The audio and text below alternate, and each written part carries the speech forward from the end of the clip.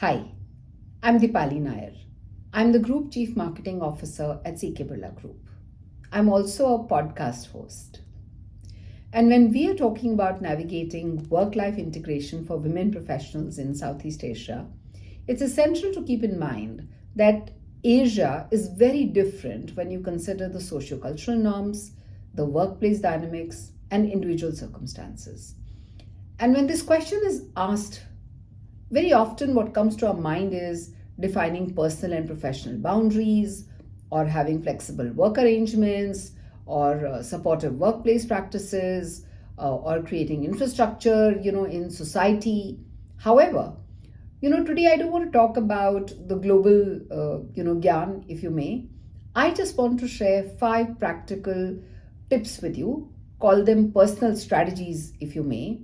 And these strategies can be implemented by anyone, including men, to navigate your workplace and your home life better. It actually is an opportunity for you to rethink integration of your professional aspirations and your personal commitments.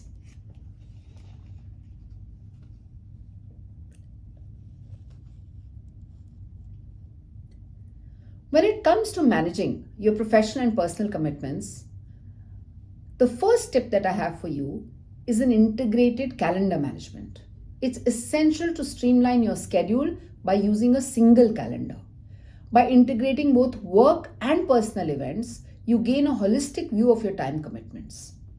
You must leverage technology to set up alarms, reminders, block out specific time slots for important events. For example, mark down significant personal engagements like your child's annual concert or a parent-teacher meeting, and do that alongside your critical work commitments such as a quarterly business review or a product launch.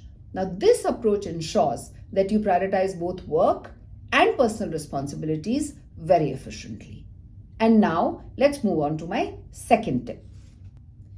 What I want to highlight now is having an open communication with family. Effective communication is key. Keep your family informed about significant work events and periods when your focus will be primarily on professional responsibilities. Engage in open conversations at home to discuss upcoming launches, off-site meetings, or busy periods where you may be mentally occupied, or rather mentally preoccupied. And do this without compromising confidentiality. This kind of sharing ensures that the family understands the demands on your time and can offer support during intense work phases. Many of us don't do this, but I think this sharing at home is my second very strong tip for you. And now to the third one, and I don't know if you can guess what I'm going to talk about. The third one is having a very, very good support system at home. In fact, I call it doubling your support system. You must establish an unfailing support system at home that elevates stress, which comes with balancing work and personal life. For women especially, consider creating a bench of domestic staff to assist with your household tasks. For example, if you rely on a maid for household chores, consider hiring an additional one or a second one to cover for any unforeseen absences. Avoid situations at work where you need to make excuses to say you can't land up at work because your maid has not come to work. By ensuring that you have more than enough support at home, you can focus with your mind free on your professional responsibilities. I borrowed this principle, from IT services firm, where they talk about creating a bench of professionals for servicing their clients. The second thing when I talk about when you say double the support system at home is consider hiring a housekeeper or an assistant, who can handle various home-based tasks such as submitting documents at your child's school, picking up dry cleaning, accompanying your mother to the doctor, or physiotherapy sessions, taking a child for a gym class or a special dance class, picking up medications. There are many things that we do for our family. This individual can serve as your go-to person for managing household responsibilities, allowing you to focus on your professional commitments. Additionally, have a reliable driver Because of having a reliable driver, I always use my drive time as my work time. I'm able to focus on doing conference calls and phone calls, during my drive time. This actually extends your day by a couple of hours. My fourth very practical strategy and tip is embrace the latest technology. Embrace the latest technology gadgets not for the sake of status, but to boost your productivity and efficiency. Investing in devices like an iPad for note taking or any tab at that matter for note taking ensures that you're paperless, you travel well, and more importantly, during the meetings, you can take down, on the go tasks, you can streamline your workflow, you access information better, all the information is at your fingertips. The point that I want to make is that these tools or paid apps sometimes for note taking, etc., empower you to stay organized. It allows you to collaborate seamlessly with colleagues, ultimately enabling you to accomplish more in less time.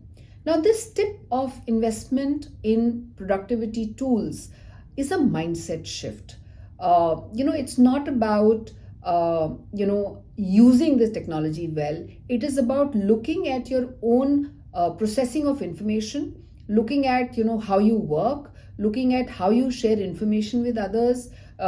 It is about ensuring that you understand whether you like to read your notes better, you like to visualize your notes better, or whether you like to listen to your notes better. There are some of my friends, for example, who take audio notes by ensuring that they record everything. I'm better at doing it visually, and therefore I like to do handwritten notes. So find your way of using technology to save time for you. The audio files, the PDFs, the notes that you've taken, doing mind map kind of visuals, for your notes is extremely important. And just one example of the tool that I'm talking about. I know of people who also have personal computers for themselves at home, so that they don't travel with a heavy laptop, ever. So such investments and such tools can make your life easier, and also consider buying them for the family, buying them for the assistant at home, buying them for friends. Even things like having a very, very good printer at home, that you don't have to run around for printing, at home. These are all things that you must consider. So this was my fourth tip, which was invest in the latest technology. And the fifth one, therefore, is about traveling smart. If you're a working professional, you need to travel. In a job like mine, I take about 100 flights in a year. So it's extremely important that I travel fast, I travel efficiently, I travel without tiring myself. So the last tip that I want to share with you is optimize your travel routine. Let me just share a few things that you can do and few things that I do for making my travel life easy. One is learn to pack light. Now that's easier said than done, but I have learned it over a period of time, and learn to pack efficiently. This also sometimes means investing in chargers, investing in tools which are around your electronic equipment, one at home, one for travel, and one at work. So think about it. Also, I think investment in a credit card or a facility that offers you benefits such as priority boarding, airport lounge access, queue cutting techniques, saves you valuable time, and also reduces travel related stress. That is important. I download a lot of videos to watch during my travel, which are work related sometimes, and that ensures that I'm utilizing my travel time well. Buying of headphones that you really like and which are noise cancellation is another thing through which you make your travel life efficient. Additionally, even things such as buying lightweight luggage that suits your size, that is also durable and very easy to maneuver, enables you to move seamlessly between destinations while minimizing physical strain. Now, I have chosen, today to talk to you about 5 practical tips which will help you integrate your work life and home life far, far better than what you would normally be used to. It's not something that you can do in a day. So be kind to yourself. do these things over a period of time to find out what suits you best. But I'm hoping that my conversation today has helped you open your mind, that you can make changes in your daily life uh, to create more time for yourself. Ultimately, I think my tip also is do whatever you can, invest money. To ensure that you have more time at your hand to do more quality things with your family and also at work, and do whatever you can to reduce stress, whether it is about the support staff or the productivity tools. It's extremely important to remove the daily glitches from your life. And these are the things ultimately, when we say that you must uh, take care of yourself, I think this is about the self love that we talk about these days. So while workplace policies, having a great manager, having a transparent conversation at work, having a great team at work, learning how to delegate, all those other tips at work are equally important. But I'm assuming that you've already read a lot of literature on that, you've heard enough TED videos on that, and that these 5 very practical tips will help you make your life better. All the best to you. Let's root for more women at work. Let's root for better inclusion. And I wish you all the best on this International Women's Day in 2024.